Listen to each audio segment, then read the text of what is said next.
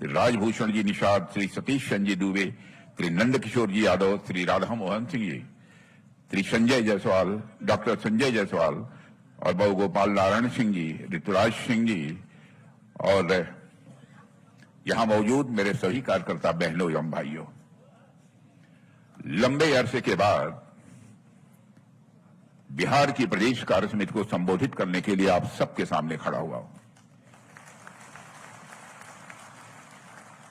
लंबे समय के बाद आया हूं, फिर भी आप लोगों ने बहुत ही गर्मजोशी के साथ स्वागत किया है, लेकिन मैं जानता हूं भारत की परंपरा है और शिष्टाचार का तकाजा भी है। स्वागत, अभिनंदन और सलाम दुआ कभी एक तरफा नहीं होना चाहिए, इसलिए मैं भी अपनी तरफ से शीश झुकाकर आप सभी बहनों भाइयों का हार्दिक अभिनंदन करता हूं, आपका स्वागत करता हूं।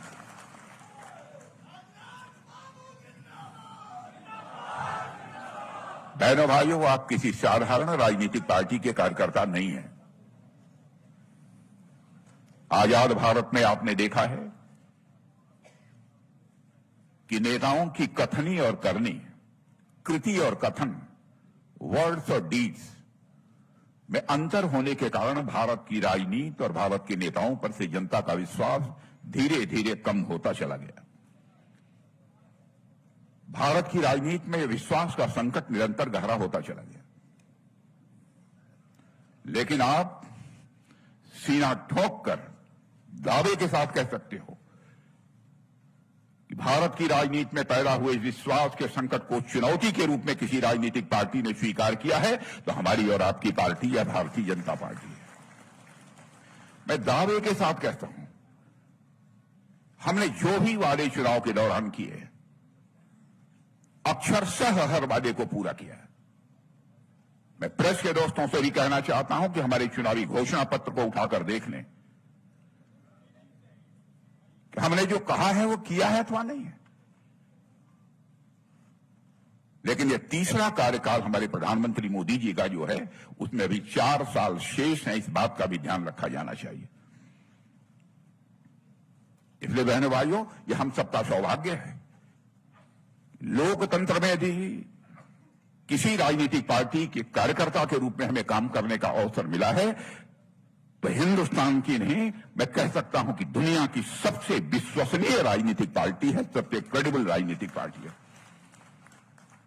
मेरे बहनों भाइयों, बिहार की धरती पर आने के कुछ दिन पहले मुझे Shanghai cooperation organisation defence ministers की बैठक में भाग लेने का अवसर प्राप्त हुआ था। वहां जो कुछ भी हुआ उसको मीडिया के माध्यम से आप सबको जानकारी निश्चित रूप से होगी। जो बात बहुत कम लोग जानते हैं कि बैठक के दौरान वहां जो मेरे साथियों बैकड्रॉप लगाया गया था, उसमें इस बार नालंदा विश्वविद्यालय को सम्मिलित कराया गया था, क्योंकि भारत और चीन के बीच का जो सांस्कृतिक सेतु है, वह यदि इस देश की कोई धरती है तो वह बिहार की धरती है। इतना ही नहीं, चीन के साथ जो बाइलेटरल मीटिंग यानी द्विपक्षीय बातचीत हुई, उसके बाद जो गिफ्ट एक्सचेंज हुआ, उसमें मैंने चीन के रक्षा मंत्री को एक मधुबनी की पेंटिंग भी भेंट की थी, जिसका नाम है ट्री ऑफ लाइफ। उसका भी बिहार की धरती से नाता जुड़ा हुआ है।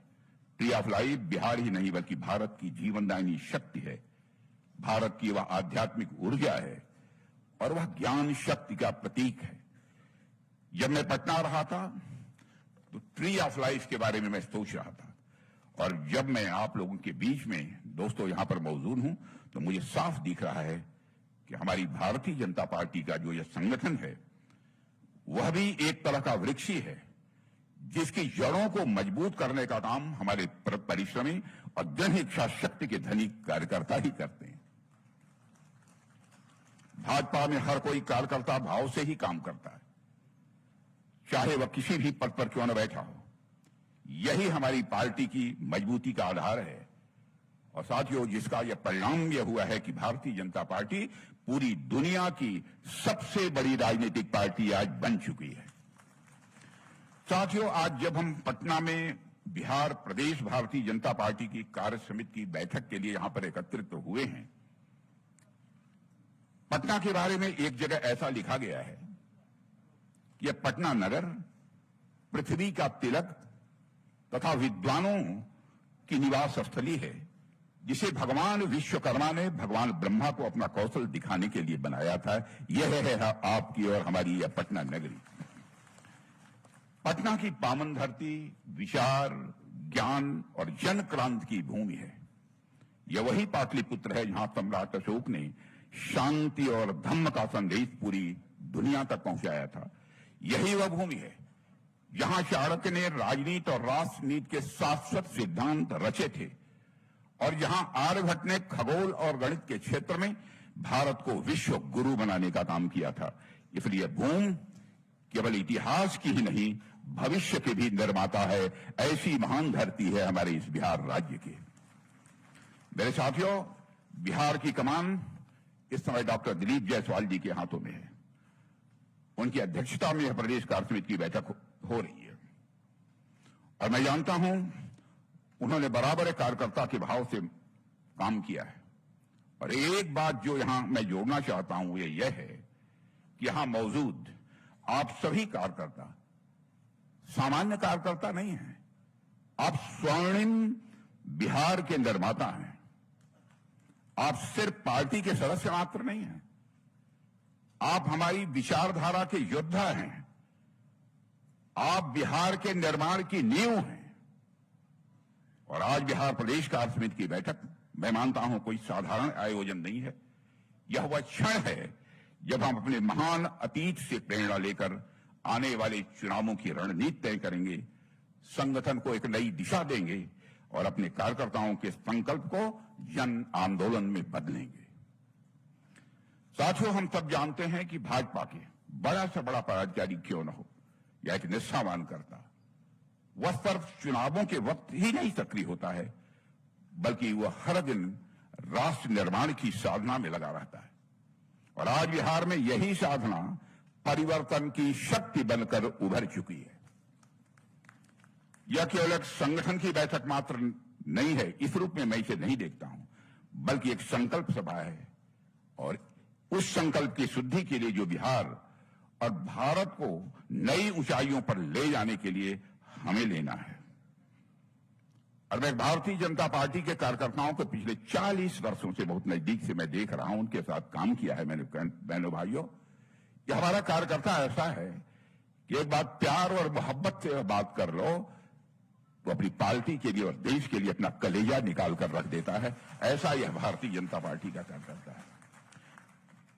दहशत पैदा करके इससे काम नहीं कराया जा सकता। इसको प्यार देकर, मोहब्बत देकर अब जो चाहिए सो करा लीजिए।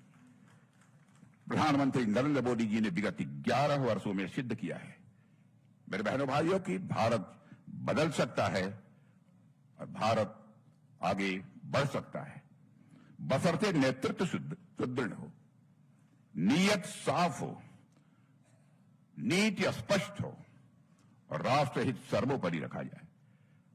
अब हमें यही विश्वास बिहार के हर निवासी के दिल तक पहुंचाना है। उसको पहुंचाने का काम यदि कोई कर सकता है तो आप जैसे भारतीय जनता पार्टी के कार्यकर्ता ही कर सकते हैं। अगर बिहार का खोया हुआ गौरव कोई शक्ति लौटा सकती है तो केवल भारतीय जनता पार्टी और एनडीए ही लौटा सकती है और कोई दूसरा नहीं लौटा सकता है। और इस दिशा में आप सभी कार्यकर्ताओं और पदाधिकारियों से मैं 5 बातें आपके सामने रखना चाहता हूं। पहला, जनता से निरंतर संवाद करें मेरे कार्यकर्ता मित्रों, लेकिन वो केवल भाषण नहीं, विश्वास का संवाद हो। जनता से जब संवाद करें तो केवल खोखले आश्वासन न दें, वही बातें उनसे बोलें जिन पर की जनता यकीन कर सके, विश्वास कर सके। इसलिए विश्वास का संवाद जनता के साथ करना है। हर बूथ, हर मोहल्ले, हर पंचायत में जाकर मोदी के नेतृत्व की बात कहें, भाजपा की बात करें, लेकिन उसे सिर्फ भाषण न बनाएं। उनके कामों की सफलता की बात करें, उनसे पूछें सरकार की योजनाओं के बारे में, जैसे प्रधानमंत्री आवास योजना, आयुष्मान भारत, गरीब कल्याण अन्न योजना, से अनेक जीवन में कैसे सकारात्मक बदलाव आए हैं, यह लोगों से चर्चा करें। जब लोग साथियों अनुभव से जुड़ते हैं तब उन्हें भरोसा होता है, इसलिए मैं यह बात कह रहा हूं। दूसरी बात, बिहार के आत्मविश्वास को फिर से जगाइए, बिहार के आत्मविश्वास को फिर से जगाइए, अतीत के गौरव को भविष्य की प्रेरणा बनाइए, लोगों को याद दिलाइए कि वही धरती है जहां भारत का सबसे पहला गणराज्य था, जहां महात्मा बुद्ध और भगवान महावीर ने ज्ञान दिया था, और जहां से संविधान सभा का नेतृत्व करने वाले बाबू राजेंद्र प्रसाद जी आए, और जहां से संविधान को बचाने वाले जयप्रकाश नारायण जी आए, जिन्होंने संपूर्ण क्रांति का आह्वान भी इसी पटना की धरती से किया था। साथियों, तीसरी बात, लोगों को यह भी समझाएं कि भाजपा केवल सरकार नहीं चलाती है, समाज निर्माण करती है। दोस्तों, हम राजनीति केवल सरकार बनाने के लिए नहीं करते हैं, हम राजनीति करते हैं तो समाज बनाने के लिए राजनीति करते हैं। राजनीति यह शब्द दो शब्दों को मिलाकर बना हुआ है, राज और नीति। नीति यह संस्कृत के नए धातु से बना हुआ है, जिसका अर्थ होता है ले जाना, टू कैरी आउट। इसका अर्थ यह होता है कि ऐसा राज, ऐसा पॉलिटिकल सिस्टम जो समाज को सन्मार्ग की ओर ले जाने का काम करे, उसे ही हम राजनीति कहते हैं। लेकिन विडंबना यह रही है कि आजाद भारत में यह राजनीति शब्द अपना अर्थ भी खोता जा रहा था, अपना भाव भी खोता जा रहा था। लेकिन भारत की राजनीति में इस राजनीति शब्द के खोए हुए अर्थ और भाव को पुनः स्थापित करने का काम यदि किसी ने किया है तो हमारी और आपकी पार्टी भारतीय जनता पार्टी ने किया है। कांग्रेस और आरजेडी जैसी राजनीतिक पार्टियां केवल कुर्सी पाने की लालसा से प्रेरित हैं, लेकिन भाजपा की प्रेरणा है सिर्फ और सिर्फ राष्ट्र निर्माण। कांग्रेस और आरजेडी जैसी पार्टियों का केवल एक ही मोटिवेशन होता है, सत्ता में बने रहना। लेकिन मेरे बहनों भाइयों, केवल सत्ता में बने रहना यह हमारा मोटिवेशन नहीं है। भारत को एक महान भारत बनाना है, ऐसा भारत बनाना है जो सारे विश्व का नेतृत्व कर सके। जबकि भारतीय जनता पार्टी का उद्देश्य है कि हर नागरिक की गरिमामय जीवन सुनिश्चित होना चाहिए, और उस दृष्टि से आपने देखा हुआ कि हमारे प्रधानमंत्री जी ने कितने प्रभावी कदम उठाए हैं। बहनों भाइयों, वह कदम हमारे प्रधानमंत्री ने उठाए हैं जिसकी कभी कल्पना भी नहीं की जा सकती थी। लोग ये सोच नहीं सकते थे क्या इतना भार कोई केंद्रीय सरकार आर्थिक भार वहन कर सकती है। अब सारी योजनाओं की मैं विस्तार पूर्वक चर्चा करूंगा, लंबा समय होगा। उन्होंने ऐसी नीतियां बनाना जिसमें हर वर्ग का विकास हो। समाज का कोई वर्ग ऐसा शेष नहीं बचा है मेरे बहनों भाइयों जिस वर्ग के लिए हमारी सरकार ने काम न किया। और सभी को आत्मसम्मान के साथ जीवन जीने का अधिकार सुनिश्चित हो, यह भी हमारी सरकार ने किया है। साथियों, भारत की अर्थव्यवस्था आज विश्व की बड़ी अर्थव्यवस्था बने, इसके लिए हम सभी लोग प्रयत्नशील हैं। और आप जानते हैं, हमारे देश की अर्थव्यवस्था आज विश्व की तीसरी अर्थव्यवस्था बनने की ओर तेजी से आगे बढ़ रही है। आज हम चौथी बड़ी अर्थव्यवस्था बन चुके हैं, तीसरी बड़ी अर्थव्यवस्था बनने की ओर हम तेजी के साथ बढ़ रहे हैं। तो हमें लोगों को यह एहसास दिलाना है कि बिहार भी अब तेजी से आगे बढ़ेगा, और अब राज्य और केंद्र दोनों में एनडीए के विचार की मति और कार्य की गति होगी, और जब हमारे मिशन और विजन के साथ कार्य होगा। चौथा, हमारे कार्यकर्ताओं को मोदी मिशन का वाहक बनाइए, यह मैं आपसे निवेदन करने आया हूं। हमारी सरकार की उपलब्धियां हैं और मोदी जी की लोकप्रियता अभूतपूर्व है, लेकिन अब हमें इन उपलब्धियों की कहानी हर घर तक पहुंचाना है। हर गली तक नहीं, हर घर तक हमको पहुंचाना है। हर कार्यकर्ता को इस सरकार के 11 साल की कहानी, जो कि जन सेवा और राष्ट्र निर्माण की कहानी है मेरे साथियों, उसे घर घर तक पहुंचाना होगा। और 2024 का जनादेश हमारे साथ था। अब 2025 में बिहार की जनता के सामने हमारी सरकार के काम और भाजपा के विचार को पूरी स्पष्टता से रखने का यह समय है। साथियों, पांचवी बात, विपक्ष के द्वारा अलग अलग प्रचार किए जाएंगे, झूठी अफवाहें फैलाई जाएंगी। तो विपक्ष की झूठी बातें और भ्रम फैलाने की राजनीति को तथ्यों और तथ्यों के साथ जवाब दीजिए, और जवाब दीजिए तो आत्मविश्वास के साथ जवाब दीजिए। हमें यह भावना घर घर तक पहुंचानी है कि बिहार पिछड़ा नहीं है, बल्कि बिहार को पिछड़ा बनाया गया है, इसलिए यह बिहार जो है पीछे रह गया है। साथियों, आरजेडी और कांग्रेस फिर से विभाजन की राजनीति को हवा देंगे, या मानकर चलिए, जातियों में बांटेंगे, वर्गों में लोगों को बांटेंगे। लेकिन हम विकास और विश्वास की राजनीति करते हैं, इसलिए जब विपक्ष नफरत की राजनीति की बात करे तो उसका जवाब और कुछ नहीं हो सकता, वह सेवा की राजनीति है, हो सकती है। उसी सेवा की राजनीति से ही उसका जवाब देना है।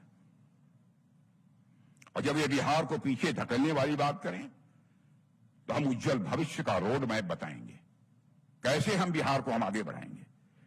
जब वो विभाजन की राजनीति करें तो हम लोगों को जोड़ने वाली बात करनी है, और जब वो बिहार के लोगों को मुद्दों से भटकाएं, हम शिक्षित बिहार की बात करें, हम लोगों को बताएं कि आत्मनिर्भर बिहार कैसे बनेगा।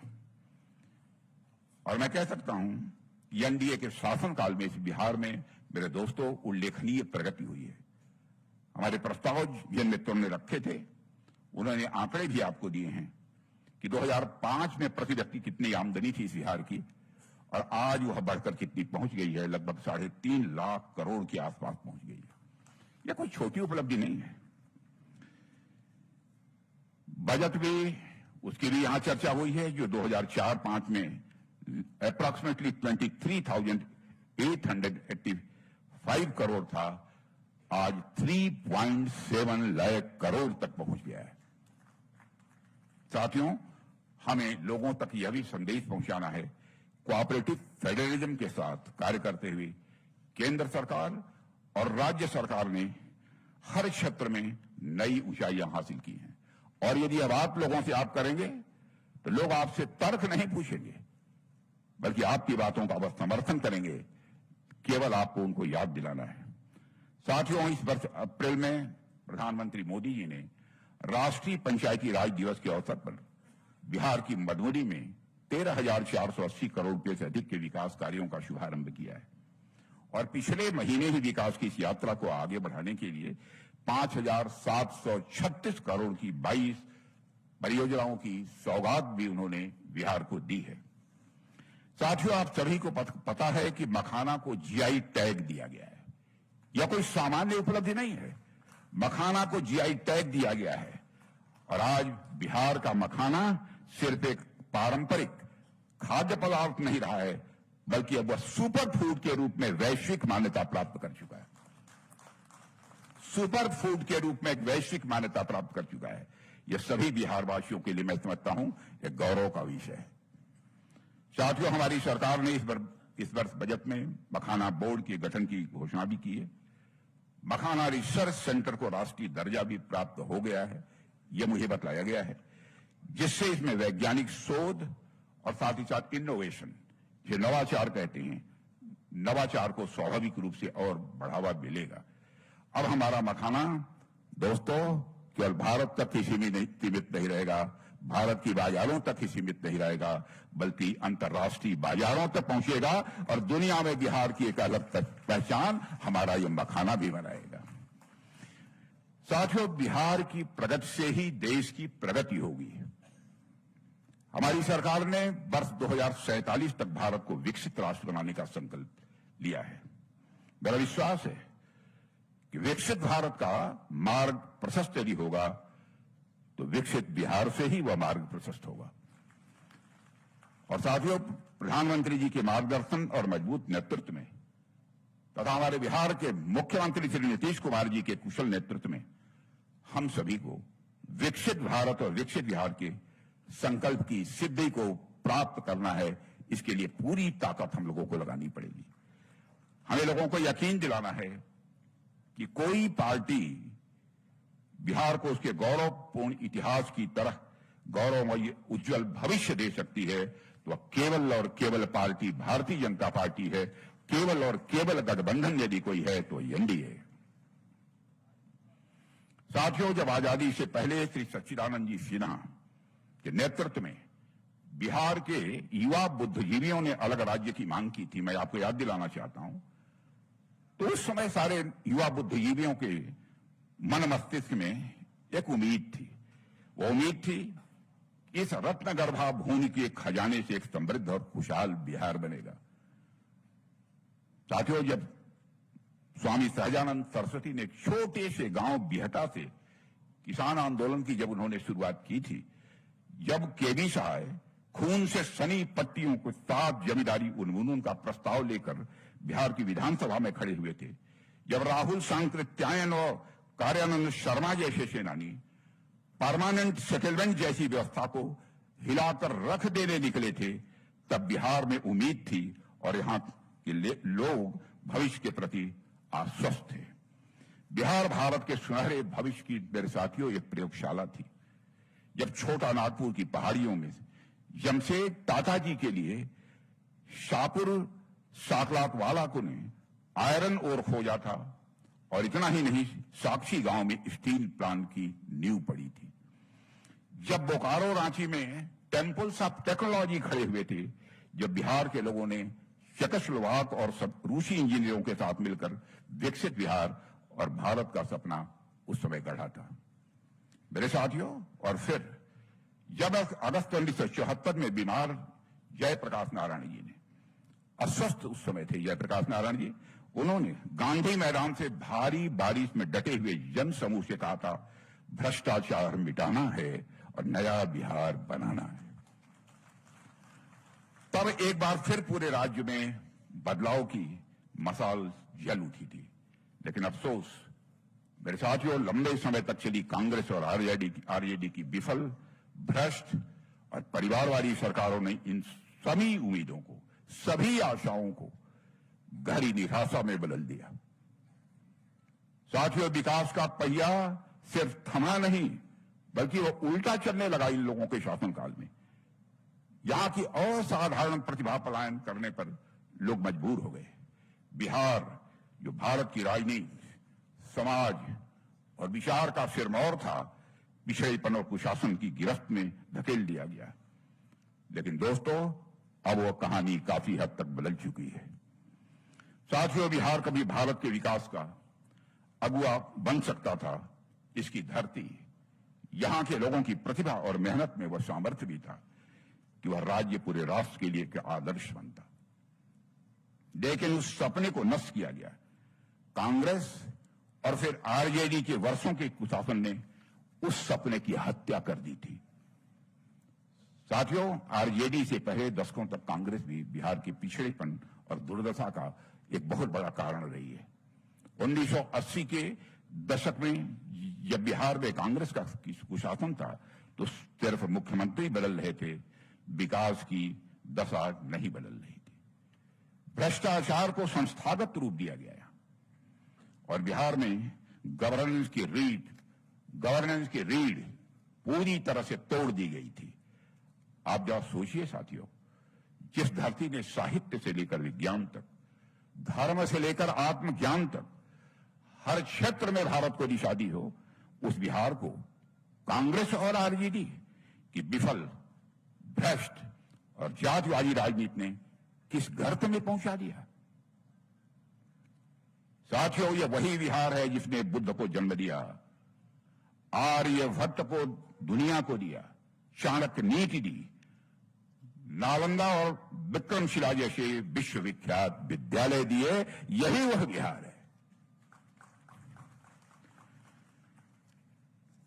लेकिन कांग्रेस की सरकारों ने भी असफलता की कहानियां उसकी कितनी है उस विस्तार में नहीं जाना चाहता। लेकिन जब कांग्रेस सत्ता से बाहर हुई तो बागडोर किसके हाथों में आई थी? आरजेडी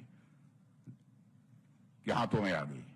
उन्होंने बिहार को बेहतर करने की कितनी कस्में बिहार की जनता से खाई थी, यह बताने की आवश्यकता नहीं है। लेकिन बद से बदतर करने में उसे इन्होंने कोई कसर नहीं छोड़ी है। अब बिहार की जनता भी इसे समझने लगी है।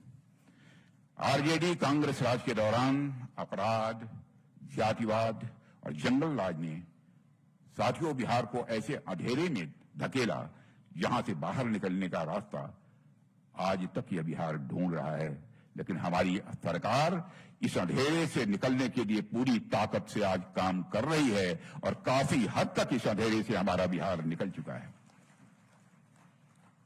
साथियों, आज ये एनडीए का संकल्प केवल सत्ता प्राप्ति नहीं, मैं मानता हूं उस ऐतिहासिक अन्याय का प्रतिकार है जिस बिहार ने दशकों तक झेला है। और अब समय आ गया है कि बिहार अपने अतीत से सीखे और उस उम्मीद से फिर से जिए जिसका वो सचमुच में हकदार है, और बिहार के लोग विकास और सुशासन का वो भागीदार बने। इसलिए साथियों, पिछले 2 दशकों में भाजपा और मुख्यमंत्री श्री नीतीश कुमार जी के नेतृत्व में बिहार ने अभूतपूर्व प्रगति की है। पुरानी जंगल राज की छवि को बिहार ने काफी हद तक तोड़ दिया है और जो भी सकारात्मक बदलाव बिहार में हुए हैं वह स्पष्ट रूप से अब लोगों को दिखाई दे रहे हैं। मैं याद दिलाना चाहता हूं, सन 2013 में नोबेल पुरस्कार विजेता अर्थशास्त्री जोसेफ स्टिग्लिट्ज जब नालंदा के किसानों से मिले थे तो उन्होंने कहा था कि बिहार के जैविक किसान वैज्ञानिकों से भी बेहतर हैं और उनकी खेती की पद्धतियों को दुनिया भर में दोहराया जाना चाहिए, यह उन्होंने कहा था। यानी जिस बिहार को कभी बिल्कुल बर्बाद हो गया था, यह कहा जाता था, अब वह नवाचार और आत्मनिर्भरता की बिहार अब मिसाल बन चुका है, जिसका एहसास उनको भी हुआ। द इकोनॉमिस्ट पत्रिका दुनिया की एक मानी जानी पत्रिका है जिसने एक समय बिहार को इंडियाज आर्मपिट कहा था। साथियों, उसी ने नीतीश कुमार जी के शासन में बिहार की सराहना करते हुए उसी इकोनॉमिस्ट ने लिखा है कि बिहार भारत की सबसे अप्रत्याशित लेकिन शानदार टर्न अराउंड स्टोरी बन चुका है। यह उस इकोनॉमिस्ट ने लिखा है, मैं यह बात नहीं कह रहा हूं। उन्होंने लिखा है कि कैसे बिहार में सड़कें बनी, कैसे बिहार में स्कूलों में बच्चे पहुंचने लगे, कैसे बिहार में कानून और व्यवस्था में सुधार हुआ है और विकास की एक नई धारा बिहार में प्रारंभ हुई। यह उन्होंने कहा है। यही अंतर दिखता है साथियों, जब नेतृत्व मजबूत हो, नीयत साफ हो और शासन में ईमानदारी हो। मैं दावे के साथ कह सकता हूं कि हमारे चाहे बिहार के मुख्यमंत्री हों, चाहे हमारे उप मुख्यमंत्री हों, चाहे हमारे मंत्री हों, कोई मां का लाल उंगली उठाकर नहीं कह सकता कि उनके दामन पर कोई भ्रष्टाचार की दाग लगी हुई। इसलिए मेरा पूरा विश्वास है कि वही बिहार जिसे दुनिया कभी हिकारत से देखती थी, आज वह प्रेरणा बन सकता है और बन रहा है। साथियों, लालू जी कहते थे कि उन्होंने बिहार को स्वर्ग नहीं स्वर दिया है। याद होगा आपको, उन्होंने कहा स्वर्ग नहीं स्वर्ग दिया है। लेकिन वह साथियों, यह सच है कि उन्होंने बिहार को न स्वर्ग दिया, न स्वर दिया और न बिहार को स्वाभिमान दिया। बस दिया यदि लालू जी ने तो डर दिया, भ्रष्टाचार दिया और दबंगों का राज दिया। जिस दौर में शिक्षा की जगह जाति का कार्ड चलता था, नौकरी की जगह टिकट और ठेका मचता था, उस दौर को क्या स्वर्ग कहेंगे आप? साथियों, स्वर्ग तो तब आता है जब हर वर्ग, हर तबका बोले, लेकिन लालू जी के राज में बोलने का हक बस कुछ बाहुबलियों और उनके दरबारी अफसरों का ही था और कोई बोलने की हिम्मत नहीं कर सकता था। गरीब, पिछड़ा, दलित सबकी आवाज को कुचलकर सत्ता को अपनी संपत्ति बना लिया गया। उस समय को याद कीजिए जब किडनैपिंग केस में सेटलमेंट किसी सरकारी घर में हुआ करते थे। अब नाम नहीं लेना चाहता, किसी सरकारी आवास में हुआ करते थे। साथियों, मतलब जंगल राज में सत्ता में बैठे लोग सिर्फ चारा ही नहीं खाते थे, हफ्ता भी खाते थे। और आज जो आरजेडी या कांग्रेस की टीम वापस लौटने का ख्याली सपना देख रही है, साथियों, ये वही लोग हैं जिन्होंने बिहार को बंजर किया है। यह मैं आपको याद दिलाना चाहता हूं। लेकिन मैं मानता हूं कि बिहार की जनता अब जाग चुकी है। बिहार की जनता राजनीतिक दृष्टि से अब काफी जागरूक है। इसलिए अभी यहां जातिवाद नहीं चलेगा, तो बिहार में केवल विकासवाद चलेगा। इस बार चुनाव सिर्फ विकास पर होगा और जवाब मिलेगा उन सभी को जो बिहार को फिर से अंधेरे में धकेलना चाहते हैं। साथियों, बिहार की इस माटी ने एक ऐसे सपूत को जन्म दिया। बिहार की इस माटी ने एक ऐसे सपूत को जन्म दिया जिसने राजनीति को सत्ता का साधन नहीं, समाज सेवा का माध्यम बनाया। वह शख्सियत थी जननायक कर्पूरी ठाकुर। उन्होंने पिछड़ों, अति पिछड़ों और वंचितों को उनकी हिस्सेदारी देने के लिए जो कर्पूरी फार्मूला दिया, वह सिर्फ आरक्षण का गणित मात्र नहीं था, वह सामाजिक न्याय का एक पूरा दर्शन था मेरे साथियों। और मैंने भी उत्तर प्रदेश में मुख्यमंत्री रहते हुए उसका अनुसरण किया था। साथियों, आज जब प्रधानमंत्री मोदी जी कहते हैं सबका साथ, सबका विकास, सबका विश्वास, तो वो उसी दर्शन का विस्तार है जिस दर्शन को जननायक कर्पूरी ठाकुर ने दिया था। साथियों, हमारी सरकार ने सामाजिक न्याय को बढ़ावा देने के लिए जाति जनगणना की अनुमति दे दी है। मोदी जी ने राष्ट्रीय पिछड़ा वर्ग आयोग को संवैधानिक मान्यता दिलाई है। यही तो है कर्पूरी ठाकुर की विरासत को आगे ले जाना। कर्पूरी ठाकुर की विरासत को यदि आगे कोई ले जा सकता है तो केवल और केवल भारतीय जनता पार्टी और एनडीए ही ले जा सकते हैं मेरे बहनों भाइयों, और कोई दूसरा नहीं ले जा सकता। और साथियों, कितना बड़ा राजनीतिक और नैतिक विरोधाभास है कि लालू प्रसाद जी यादव, जो हर मंच पर कर्पूरी ठाकुर जी को अपना गुरु कहते हैं, उनके विचारों, उनकी सादगी और उनके सिद्धांतों की सबसे अधिक उपेक्षा यदि किसी ने की है तो उनकी सरकार ने ही की है। कर्पूरी जी ने जिन मूल्यों को, समाजवाद, ईमानदारी और अंतिम व्यक्ति तक न्याय के लिए अपना जीवन खपा दिया, उन्हीं मूल्यों का लालू यादव जी के शासन में उसके साथ क्रूर मजाक किया गया, सारे मूल्यों को कुचल डाला गया। हालांकि लालू जी सार्वजनिक रूप से तो कर्पूरी जी के साथ अपनी घनिष्ठता प्रदर्शन करते थे, लेकिन निजी तौर पर उनके लिए क्या कहते थे शायद बिहार के कुछ लोगों को मालूम होगा। मालूम है कि कुछ लोगों को नहीं मालूम। बहनों भाइयों, कर्पूरी जननायक कर्पूरी ठाकुर जी के लिए आप शब्दों का प्रयोग करते थे। ऐसा लोगों ने मुझे बताया। यह दोहरा चरित्र है लालू जी। राजनीति में चरित्र दोहरा नहीं होना चाहिए। और यह एक पुस्तक में लिखा हुआ है जिसे मैंने देखा है। वह शंकरसन ठाकुर एक वरिष्ठ पत्रकार थे, उन्होंने पुस्तक लिखी है ब्रदर्स बिहारी, उसमें इसका उल्लेख किया है। और एक घटना और मैं आपके सामने यहां रखना चाहता हूं जिसे पढ़कर मेरा मन बहुत व्यथित हो गया। प्रसिद्ध पत्रकार शंकरसन ठाकुर ने अपनी पुस्तक में स्वर्गीय लक्ष्मी साहू की बताई एक घटना का भी उन्होंने उल्लेख किया है।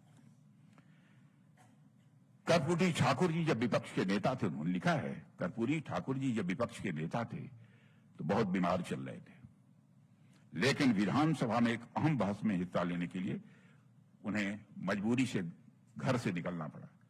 कर्पूरी जी का जीवन अत्यंत सादा था, न गाड़ी न तामझाम। उन्होंने अपने सहयोगी शिवानंद पासवान से कहा था कि लालू यादव से पूछो, अगर संभव हो तो अपनी जीप से मुझे विधानसभा छोड़ दें। या मैं अपनी बात नहीं कह रहा हूं, मुझे क्षमा किया जाए, जो एक वरिष्ठ पत्रकार ने लिखा है उसी की बात मैं कह रहा हूं। अब सोचिए, एक बीमार, वरिष्ठ और सम्मानित नेता की छोटी सी मदद की यह बात थी। वो लालू जी जो खुद को कर्पूरी भक्त कहते थे, उन्होंने क्या जवाब दिया होगा उसकी आप कल्पना नहीं कर सकते। लालू जी ने कहा कि मेरी जीप में तेल नहीं है, और वैसे भी कर्पूरी जी इतने बड़े नेता हैं, वो अपनी कार क्यों नहीं खरीद लेते हैं। कर्पूरी ठाकुर जी को लालू प्रसाद यादव ने सिर्फ जुबान से गुरु कहा, लेकिन कभी भी मेरे दोस्तों मन से उनका सम्मान नहीं किया है। और जो कुछ भी मैंने कहा है मैंने एक पत्रकार की बात कही है, उसे मेरा जुमला न माना जाए, लेकिन उन्हीं कर्पूरी बाबू को सच्चा सम्मान तब मिला जब हमारे प्रधानमंत्री नरेंद्र मोदी जी ने मरणोपरांत भारत रत्न की उपाधि से अलंकृत किया। इसीलिए मैं कहता हूं कि हिंदुस्तान की अकेली राजनीतिक पार्टी भारतीय जनता पार्टी है जिसके कृति और कथन, जिसके वर्ड्स और डीड्स, कहने और करने में कोई अंतर नहीं है मेरे दोस्तों। और मैं मानता हूं कि यह भारत रत्न यह एक सिर्फ पुरस्कार नहीं था, यह एक राजनीतिक और नैतिक घोषणा थी कि जो लोग सच्चे समाजवादी थे, जो वंचितों की आवाज थे, जो सत्ता में रहकर भी सादा जीवन जीते थे, वे ही असल में भारत के रत्न हैं, इसीलिए उन्हें भारत रत्न दिया गया। साथियों, लालू जी के मुख्यमंत्री रहते समय कर्पूरी जी की विरासत और मूल्य दोनों को हाशिए पर डाल दिया गया। विरासत और मूल्यों को दोनों को हाशिए पर डाल दिया गया, यहां तक कि ना तो उनका कोई स्मृति स्थल बनाया गया, ना तो उनके नाम पर कोई ठोस योजना, उनके नाम पर न कोई विचारधारा का प्रचार, कुछ नहीं किया गया। सिर्फ हमारे प्रधानमंत्री मोदी जी ने न सिर्फ कर्पूरी जी का नाम नई पीढ़ी को फिर से याद दिलाया है, बल्कि उनकी जीवन शैली और सिद्धांतों को 21वीं सदी की राजनीति का आदर्श बनाया है। साथियों, महापुरुषों का अपमान करना कुछ दलों की आदत बन चुकी है। सम्मान देना तो दूर, उन्हें अपनी राजनीति की चौखट पर बिछा देना ही यह उनकी शैली बन चुकी है। साथियों, हाल ही में देश के अंतरात्मा को झकझोर देने वाला एक दृश्य वायरल हुआ था, शायद आपने भी देखा होगा, जिसमें लालू यादव जी के जन्मदिन समारोह में बाबा साहब भीमराव अंबेडकर की तस्वीर लालू जी के पैरों के पास रखी गई थी। सोचिए साथियों,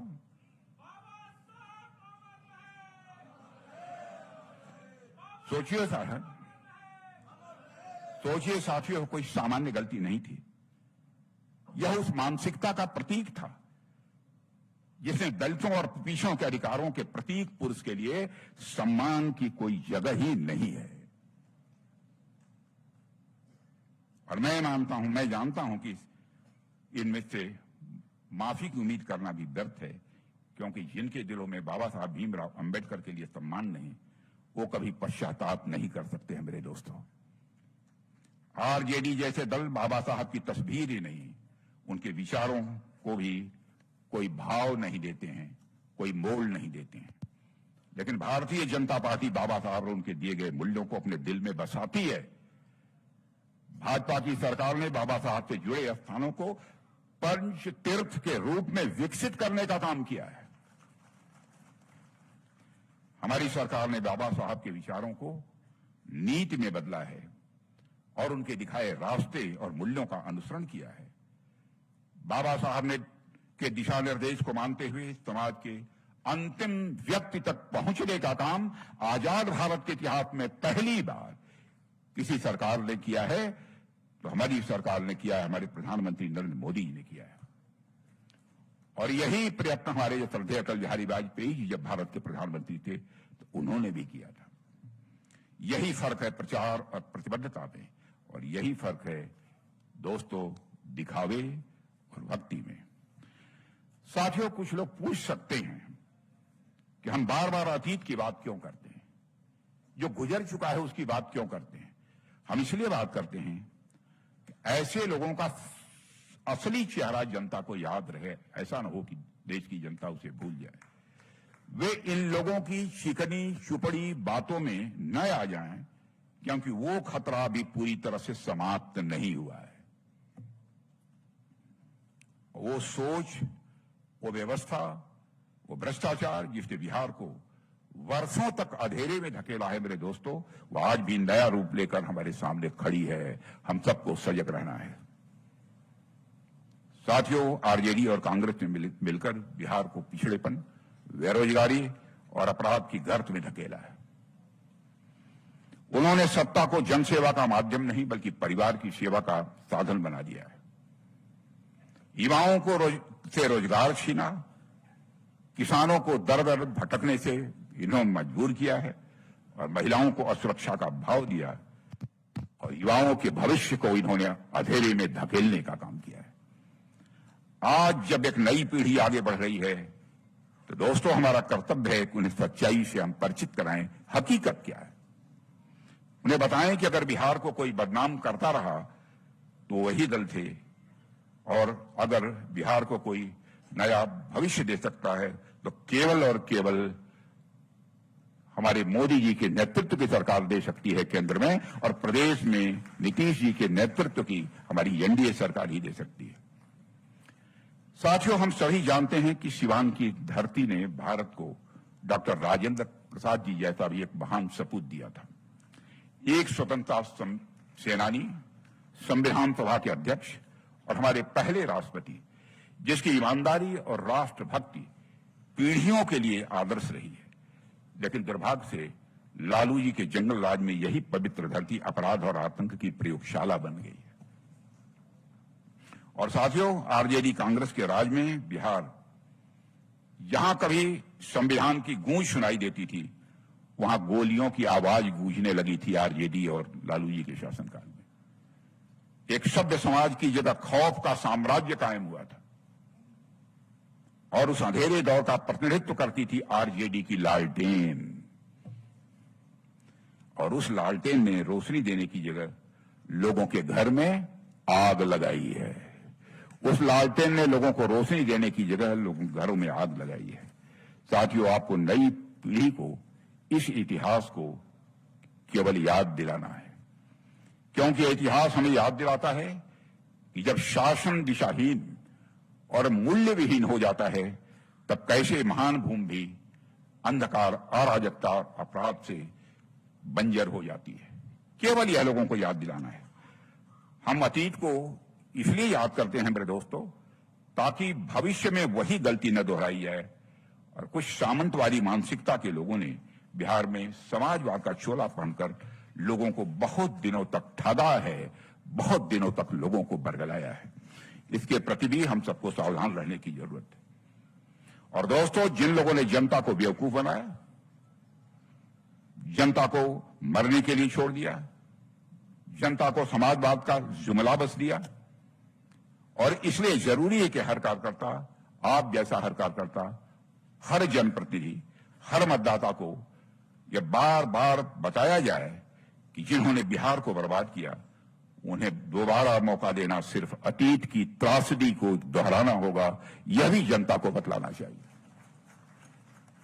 और साथियों, नालंदा विश्वविद्यालय से कभी चीन के महान विद्वान वैनशांग ने दुनिया का अद्वितीय ज्ञानपीठ बताया था। नालंदा विश्वविद्यालय को उन्होंने लिखा था कि नालंदा के हजारों आचार्य अद्वितीय प्रतिभा और बुद्धिमत्ता के धनी हैं।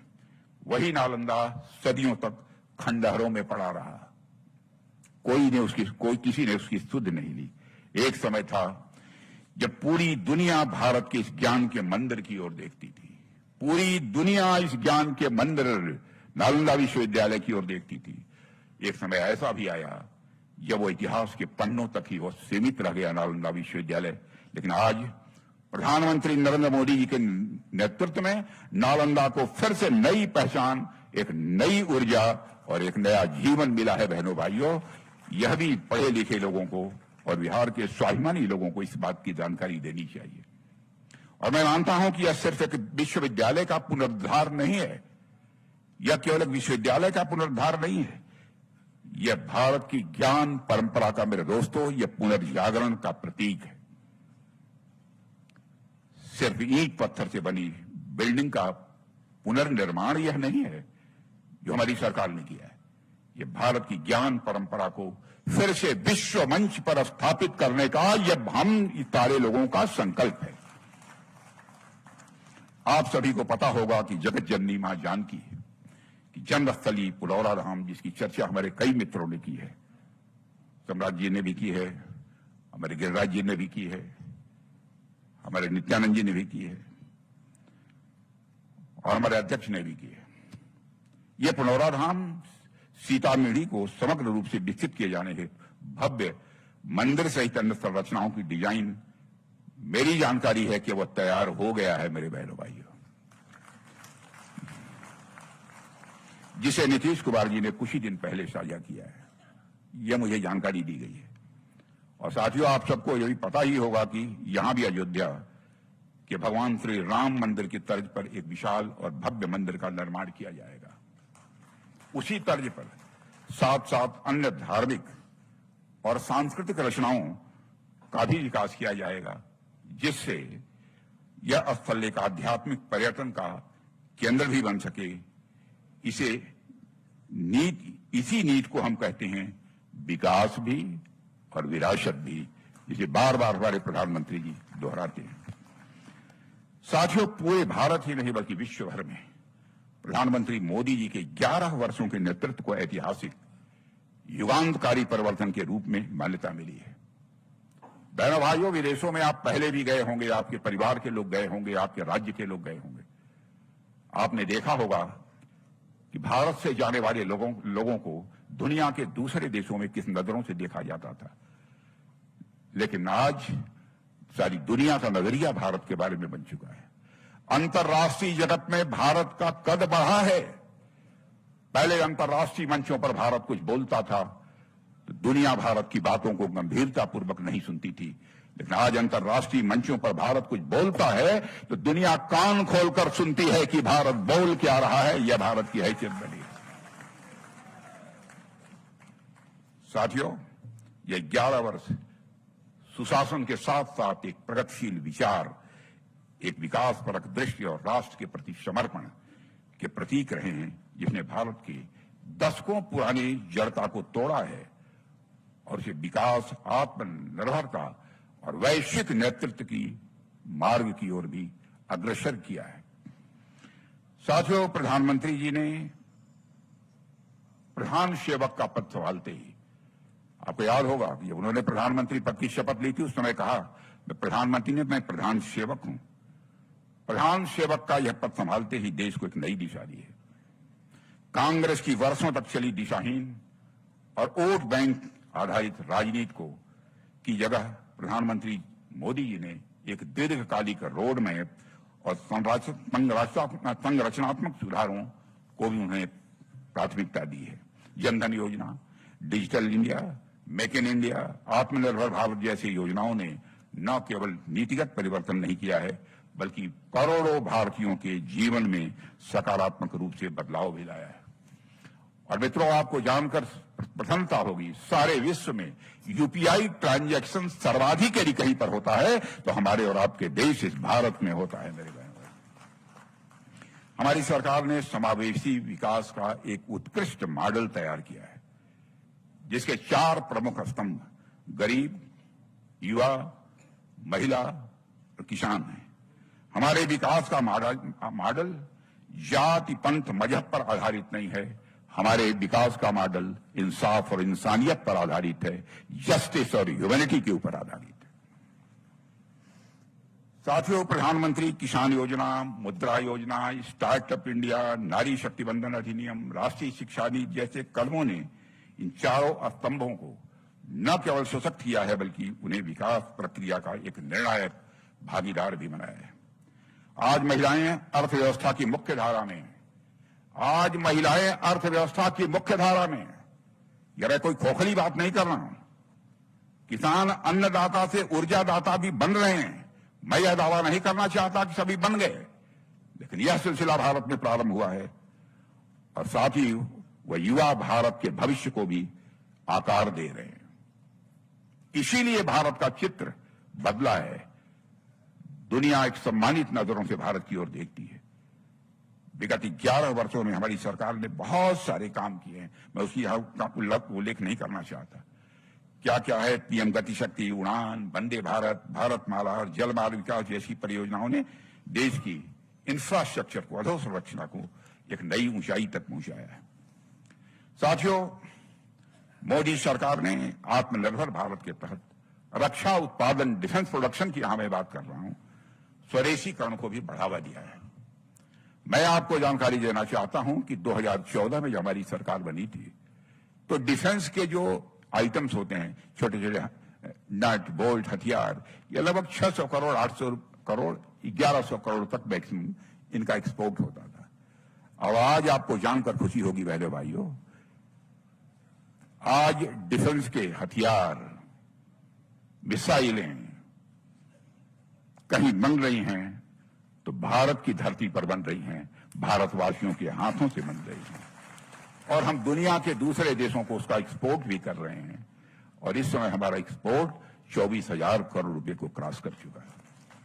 और मैं आपको यकीन दिलाता हूं कि 2029 समाप्त होते होते हम डिफेंस इक्विपमेंट्स का, रक्षा से संबंधित जितनी सामग्रियां होती हैं उसका हम दुनिया को 50,000 करोड़ रुपए से ज्यादा का हम एक्सपोर्ट करेंगे।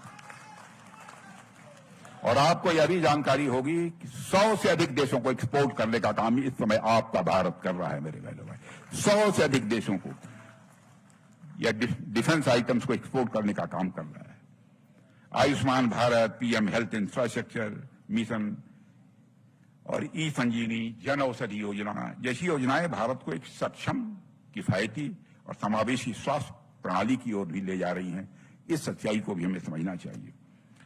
डिजिटल इंडिया, उमंग, प्रधानमंत्री ग्राम डिजिटल साक्षरता योजना ने डिजिटल क्रांति पहले कोई कल्पना नहीं करता था कि गांव-गांव तक पहुंच जाएगी। मैं आज दावे के साथ कहता हूं कि डिजिटल क्रांति हिंदुस्तान के गांव-गांव तक नहीं पहुंच रही है, गांव के गली-गली तक पहुंच रही है, अब लोगों के घरों तक पहुंच रही है।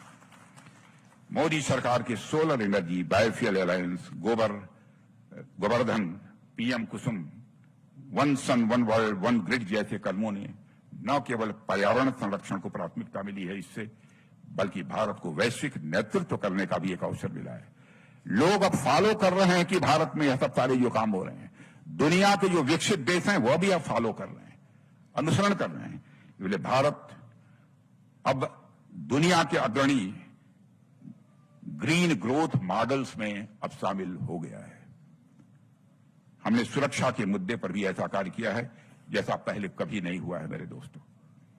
मैंने सुरक्षा के मोर्चे पर, मुद्दे पर ऐसा काम किया है जो आज तक भारत में कभी नहीं किया है, नहीं हुआ है। सर्जिकल स्ट्राइक और आतंकवाद पर निर्णायक कार्रवाई ने देश की सुरक्षा को एक नई धार दे दी है मेरे बहनों भाइयों।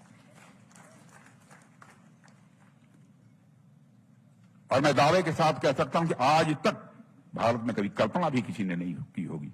सीमा पर तो लड़ाई होती थी, लेकिन सीधे भीतर घुसकर और 100 किलोमीटर से दूर जाकर आतंकवादी ठिकानों का सफाया करने का काम आज ऑपरेशन सिंदूर के दौरान हमारे जवानों ने किया है। बहनों भाई, हम लोगों ने फैसला किया था, हम हिंसक नहीं हैं, हम क्रूर नहीं हैं। हम लोगों ने फैसला किया था, जिन मोहि मारा तिन मोहि मारे। जिसने हमको मारा हमने उन्हीं को मारा है। इसलिए हमने किसी भी सिविलियन एस्टेब्लिशमेंट पर, किसी नागरिकों का, आम जनता का जो कोई केंद्र था, स्थान था, वहां पर आक्रमण नहीं किया। और न तो उनके सैन्य मिलिट्री जो एस्टेब्लिशमेंट थे उस पर भी हम लोगों ने आक्रमण नहीं किया। साथियों, हमारी नीति है, आतंकवादी जहां भी हैं हम उन्हें समाप्त करने से रंच मात्र भी हिचकेंगे नहीं। साथ ही आतंकवाद को प्रायोजित करने वाली सरकार और आतंकवाद के मास्टर माइंड के बीच का अंतर किए बिना हम उसका मुंहतोड़ जवाब देंगे।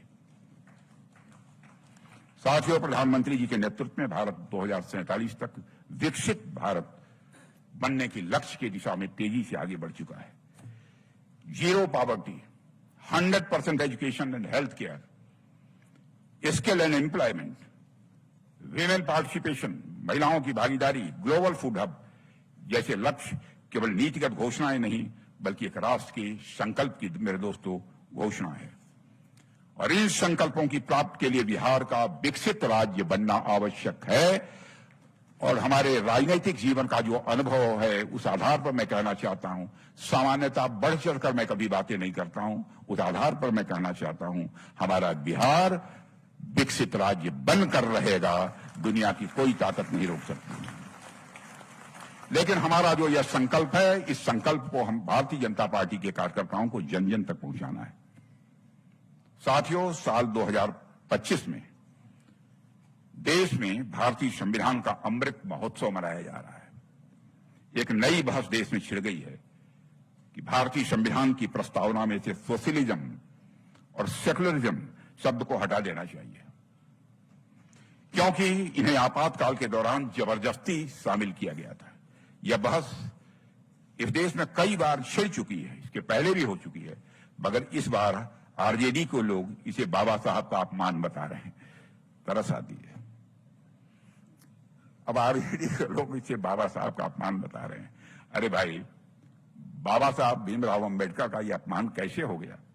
सच्चाई यह है कि दोनों शब्द बाबा साहब के लिखे और डॉक्टर राजेंद्र प्रसाद की अध्यक्षता वाली संविधान सभा द्वारा पारित संविधान का हिस्सा कभी नहीं थे।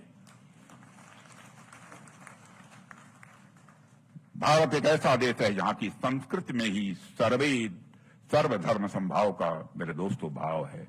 सभी धर्मों के प्रति हम समान का भाव रखते हैं। और मैं आपसे भी कहना चाहता हूं, जहां तक मेरा प्रश्न है, पार्टी का प्रश्न है, हम जाति, पंथ और मजहब, धर्म के आधार पर कोई भेदभाव करने वाले नहीं हैं। हम इंसाफ और इंसानियत की राजनीति करने वाले लोग हैं। यह हमारा भारत है जिसने केवल भारत की सीमा में रहने वाले लोगों को ही नहीं, बल्कि पूरे विश्व को संदेश देने वाला पहला देश इस धरती पर भी कोई है तो भारत है, जिसने वसुधैव कुटुंबकम का संदेश दिया है। The whole world is a family. भारतीय संस्कृति स्वभाव से ही पंथ निरपेक्ष रही है। स्वभाव से ही भारतीय संस्कृति पंथ निरपेक्ष रही है, सेकुलर रही है। यह तो वह धरती है जहां पर हर किसी को अपनी बात का प्रचार करने की छूट रही है। यह भारत ही है जहां पारसी समाज को खुले मन से स्वीकार किया गया है, मेरे बहनों भाइयों। और वे सबसे पहले गुजरात के सूरत पहुंचे थे और आज वे भारत के कई नगरों में सैकड़ों वर्षों से रह रहे हैं। साथियों, केवल भारत का ही नहीं बल्कि दुनिया के सबसे पुराने चर्चों में से एक आज भी केरल में मौजूद है। पुराने चर्चों में भी एक चर्च केरल में मौजूद है। अगर मैं इस्लाम की बात करूं तो पूरी दुनिया में केवल भारत में ही इस्लाम के 72 के 72 फिरके पाए जाते हैं। दुनिया के किसी देश में इस्लाम के 72 के 72 फिरके नहीं पाए जाते। यह हमारे देश की सहिष्णुता और पंथ निरपेक्षता, सेकुलर कैरेक्टर का यह एक जीता जागता उदाहरण है। साथियों, पूरे विश्व में अगर कहीं माइनॉरिटीज, पूरे विश्व में यदि माइनॉरिटीज कहीं सर्वाधिक सुरक्षित हैं तो हमारा और आपका देश और भारत है, यहां सर्वाधिक सुरक्षित है। हमारे पड़ोसी देशों की हालत देखिए। पाकिस्तान में माइनॉरिटी कम्युनिटी की बुरी हालत कर रखी, चाहे वह हिंदू हो चाहे ईसाई हो। माइनॉरिटी को छोड़िए, वहां तो शिया, सुन्नी, अहमदिया को लेकर भी आए दिन फसाद हुआ करते हैं। बांग्लादेश की भी परिस्थिति काफी खराब होती जा रही है, खराब हो चुकी है। वहां हिंदू समुदाय के साथ जो कुछ भी हो रहा है वह किसी भी सभ्य समाज के माथे पर एक कलंक से कम नहीं है, मेरे दोस्तों। साथियों, पड़ोसी देशों में माइनॉरिटी कम्युनिटी पर ढाए जा रहे जुल्म को देखकर हमारी सरकार ने ये सिटीजनशिप अमेंडमेंट एक्ट पारित किया, जिसका विरोध उन राजनीतिक दलों ने सबसे ज्यादा किया जो दिन रात माइनॉरिटीज के लिए घड़ियाली आंसू बहाते रहते हैं। उन लोगों ने विरोध किया। क्या दुनिया के दूसरे देशों में माइनॉरिटी हमारे पाकिस्तान में है, बांग्लादेश में है, अफगानिस्तान में है? यदि हम वहां रहने वाले अल्पसंख्यक हिंदू हो, सिख हो, ईसाई हो, तो उनके ऊपर कोई जुल्म ढाया जा रहा है, क्या भारत को उनको नागरिकता नहीं देनी चाहिए? यह नागरिकता हमारी सरकार ने दी है। और बहनों भाइयों, पूरे देश को बराबर इन लोगों ने गुमराह करने की कोशिश की है। इन तथाकथित सेकुलर लोगों ने यह कोशिश की है। पूरे विश्व में साथियों, भारतीय जनता पार्टी एक ऐसी अकेली पार्टी है जिसने पड़ोसी देशों में माइनॉरिटीज पर होने वाले जुल्म को खत्म करने के लिए नागरिकता कानून में संशोधन किया। न केवल वकालत की बल्कि सरकार बनते ही उस पर काम भी प्रारंभ किया और उसके बाद में पारित भी कर दिया। इसे कहते हैं सच्चा सेकुलरिज्म, इसे कहते हैं सच्चा पंथ निरपेक्ष। मैं सेकुलरिज्म के नकली पैरोकारों से मैं पूछना चाहता हूं कि जब साल 1976 में आपातकाल के दौरान संविधान के 42वें संशोधन के माध्यम से सेकुलर शब्द जोड़ा गया, तो क्यों इन शब्दों को जम्मू और कश्मीर के संविधान में नहीं जोड़ा गया? क्या जम्मू एवं कश्मीर को सेकुलर नहीं होना चाहिए था? लेकिन उसमें नहीं जोड़ा गया, जहां पर कश्मीरी पंडितों को मजहब के आधार पर टारगेट किया जा रहा था। और साथियों, हमने भारतीय संविधान की धारा 370 को समाप्त किया है और तब जाकर जम्मू कश्मीर में वास्तव में जम्मू कश्मीर यह सेकुलर हो पाया है। साथियों, भारतीय संविधान का एक लिविंग डॉक्यूमेंट है, जीवंत डॉक्यूमेंट है। भारतीय संविधान एक हमारा जीवंत एक दस्तावेज है। उस पर स्वस्थ तरीके से बहस का चलना लोकतंत्र की ताकत की निशानी है, मैं ऐसा मानता हूं। मगर जनता को संविधान के नाम पर गुमराह करने की जो कोशिश एक बार फिर कांग्रेस और आरजेडी के लोग करना चाहते हैं, उसमें वे इस बार कामयाब नहीं होंगे। और इस देश में सेकुलरिज्म को सबसे अधिक खतरा यदि किसी से है तो इन छद्म सेकुलर वादियों से है। मेरे बहनों भाइयों, इसके प्रति भी हम सबको सजग रहना चाहिए। साथियों, इस बार लोकसभा चुनाव में हमारे देश के सामने सेकुलर सिविल कोड को लागू करने का संकल्प व्यक्त किया है। भाजपा के संकल्प पत्र के निर्माण समिति का भी मैं अध्यक्ष रहा हूं दोनों बार। मैं तो यही कहूंगा कि मोदी जी जो कहते हैं वही करते हैं। जो कहा है अक्षरशः उसे पूरा किया है। और साथियों, यह काम भी वो जरूर करेंगे। जो लोग भी सेकुलरिज्म को सही मायनों में मानते हैं, उन्हें सेकुलर सिविल कोड के निर्माण में अपना समर्थन देना चाहिए, यह भी मैं अपील करना चाहता हूं। साथियों, गांधी जी ने किसी भी कार्य को करने का एक यंत्र दिया है। गांधी जी ने किसी कार्य को करने का एक हमें यंत्र दिया है। उन्होंने कहा है कि सबसे गरीब और सबसे कमजोर आदमी तुमने देखा हो, सदैव उसकी शक्ल याद करो और अपने दिल से पूछो कि जो कदम तुम उठाने का विचार कर रहे हो उस आदमी के लिए कितना उपयोगी होगा। आज मैं आप सभी को एक यंत्र देना चाहता हूं कि जब यहां से आप बाहर जाओ तो सिर्फ चुनाव प्रचार के लिए नहीं, कार्य करना है। कार्य क्या करना है? बिहार के उस बच्चे के लिए जिसके पिता को अपना प्रदेश छोड़ना पड़ा था। आपको कार्य करना है बिहार के उसके बच्चे के लिए जिसके पिता को अपना प्रदेश छोड़ना पड़ा था, क्योंकि यहां विकास नहीं था। कार्य करना है हर उस अपमान का दाग मिटाने के लिए जो बिहार के सीने में दाग दिया गया था, क्योंकि कुछ लोगों ने बिहार को जंगल राज में बदल दिया था। कार्य करना है हर सम्मान के लिए जिसका बिहार हकदार है। कार्य करना हर उस मां के लिए जिसका बेटा उस जंगल के राज में मार दिया गया था। कार्य करना उस बहन के लिए जिसके भाई का अपहरण कर दिया गया था। कार्य करना है हर उस बिहार के इंसान के लिए जो अपने प्रदेश और देश को विश्व का सबसे उन्नत स्थान बनते देखना चाहता है।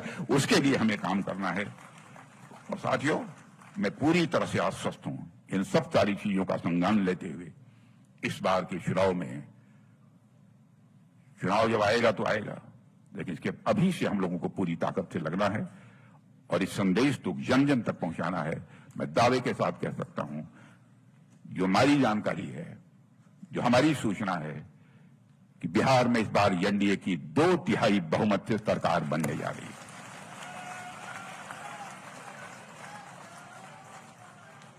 और मैं बिहार की जनता को यह भी विश्वास दिलाकर जाना चाहता हूं, जो कुछ भी कहा है 5 वर्षों के अंदर इसका अक्षरशः पालन करेंगे। हम भारत की राजनीति में विश्वास का संकट किसी भी सूरत में पैदा नहीं होने देंगे। यह मैं अपने बिहार के बहने भाइयों को विश्वास दिलाते हुए अपना निवेदन समाप्त करता हूं। बोले भारत माता की, भारत माता की।